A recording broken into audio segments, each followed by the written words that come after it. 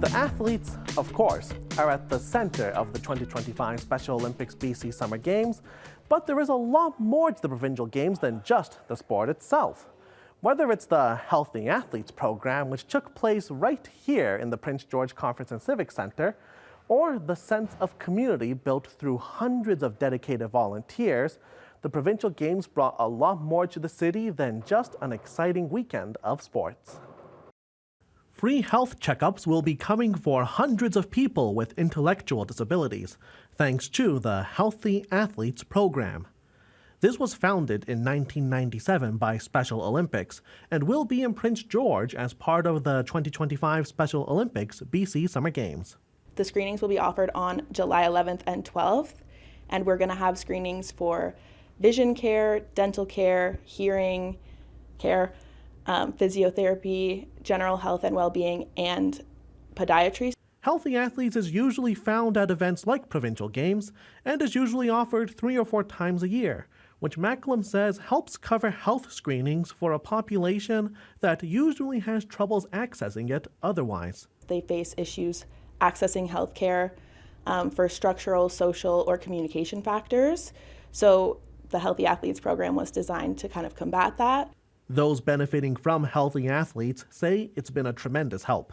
As parents, we try to cover all those bases and make sure that our children, athletes, are getting the attention that they need. But sometimes our eyes are so used to seeing something, it takes another set of eyes to recognize it. When I went to it one time, long time ago, I got different sport glasses from them. Over the last 28 years, Healthy Athletes has benefited 1.7 million people, meaning Special Olympics now holds the largest data set on the health of people with intellectual disabilities, an incredibly valuable asset to push medical research forward.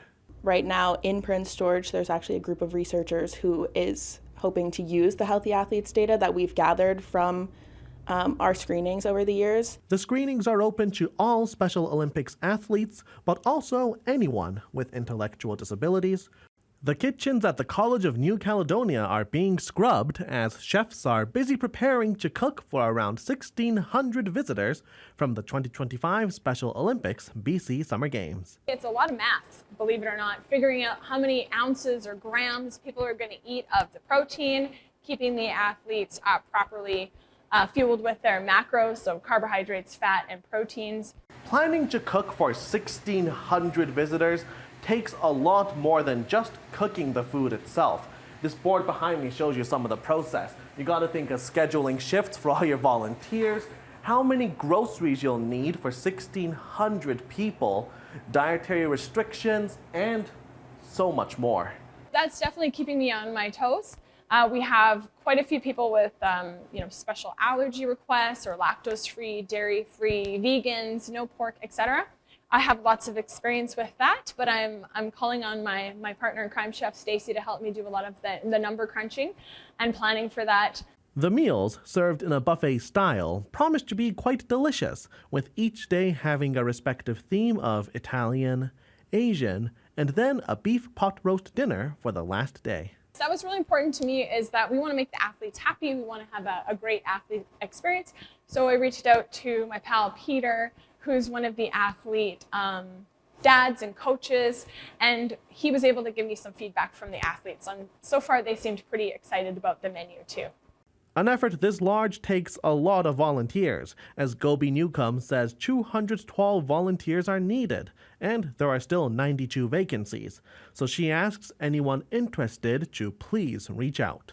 We need folks that will help open boxes, move groceries around the space, setting up the buffets, dishwashers, moving recyclables, actual cooks, of course. Gobi Newcomb adds volunteers of all ages are welcome. And if you're unsure about your skills, she says there will be training as well. Dee Newcomb is one of the founding members of Special Olympics Prince George and is approaching 40 years with the organization. As she prepares her athletes for the upcoming 2025 Special Olympics BC Summer Games, she reflected on her most memorable moments with the organization. Top of mind was when her daughter, a former Special Olympics athlete, competed in the national games. She was at the moment going through chemo when we were at the games, and she was chosen to light the flame. And so to be there as a mother and a coach, yeah, it's just something that, I can't even fathom, I can't even explain. Newcomb's daughter tragically passed away after this moment, but Newcomb stayed with the organization to continue enriching so many other athletes' lives. I've just carried on since then because it's just become my passion. A big reason why she's carried on? Seeing how positively it can impact people's lives well beyond sports. A lot of them are out getting jobs, and they learn a lot of this through sport, and so that's one of the main things is that they can continue on a life in the community, not just with sport, but in our community also. Newcomb has spent her time not just empowering athletes, but also building the community and getting younger people involved to continue creating an ever-growing Special Olympics community. She knows everything about competition there is, and she has such personal relationships with all the athletes and their personal lives. So it's just been great. Wilson adds she's personally learned and grown a lot from the experience. The athletes have taught me so much about myself. They've helped me gain confidence and just positive perspectives. I don't play sports myself anymore, but the way that they look at things in sport or in their own personal lives has just encouraged me to look at things differently in my own life. You've heard them on the radio. This is Cody on 99.3 Rewind Radio. Hey, it's Sylvia hanging out on 101.3 at the river. And you'll hear and see them at the 2025 Special Olympics BC Summer Games. I am going to be an PA announcer for it, so I will be doing that for swimming and track when the event actually comes here. Super excited to be a part of something that's so huge and such an excellent chance for us to showcase the amazing volunteers in our community. I took part in a relay at a speed skating competition back in 2016, and there was a Special Olympics component to it, and I absolutely loved taking part in that relay and helping those athletes feel included in the competition.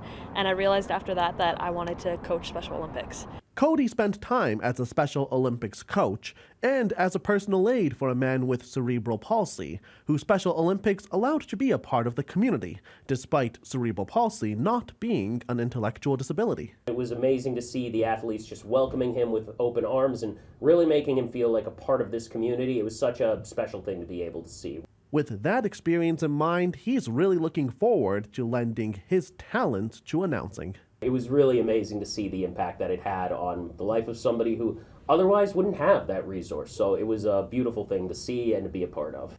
As for Sylvia, she's currently coaching track and field and helping the athletes prepare for the provincial games. You're working with people who are always so happy and just happy to be here. They're happy to see you. They're happy to see you at your sport. They're happy to see you out and about. And they just make your day so much better. And I think that's my favorite part, is how I feel after working with these athletes. As a longtime volunteer who has no plans on stopping, she encourages other people to join what she calls an incredibly rewarding experience. You make lifelong friends, you have lifelong impacts on the athletes that you work with, and it's so rewarding and fulfilling knowing that you're making an impact in so many people's lives. The games will take place from July 10th to 12th. After the break, we bring you the closing thoughts on the games and potential future events happening in the city.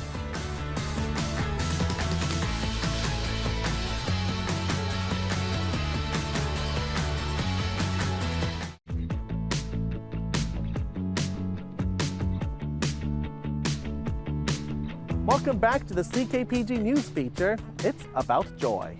We're back at the Prince George Conference and Civic Center because this spot right here is where the medal ceremonies for many of the sports took place, including powerlifting. So this spot right here is where the games concluded for many of the athletes. And like the games, our feature too is soon coming to a close. But before we say goodbye, let's take one more chance to reflect on everything we saw at the games and a look as to what may be yet to come. It is really about joy. Possibly the best way to sum up the 2025 Special Olympics BC Summer Games, which concluded this weekend and brought thousands of smiles and cheer to Prince George. It is about lifting one another up. It's about celebrating ability. And that's really what this is all about. What a wonderful way to celebrate people with intellectual disabilities when you have a bunch of people who may not know them coming out to cheer for them and being inspired by them. It's fantastic. Hal says he's especially inspired by the inclusion the provincial games created, saying many of the athletes may have faced exclusion from school activities and sports, but these games, and Special Olympics as a whole, gives them a place to shine. No longer are they being excluded. They're the center of attention. People are calling them inspiring for the wonderful performances, the behavior, the incredible attitude that they have.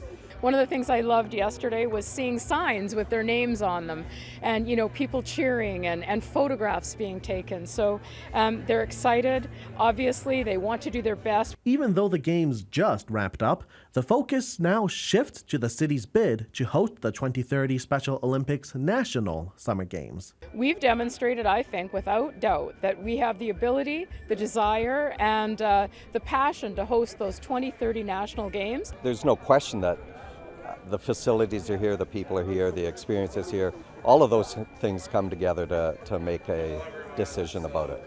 The games wrapping up doesn't mean Special Olympics is done, though, as this year-round organization gives these athletes a place to compete, grow, and always be a part of our sporting community.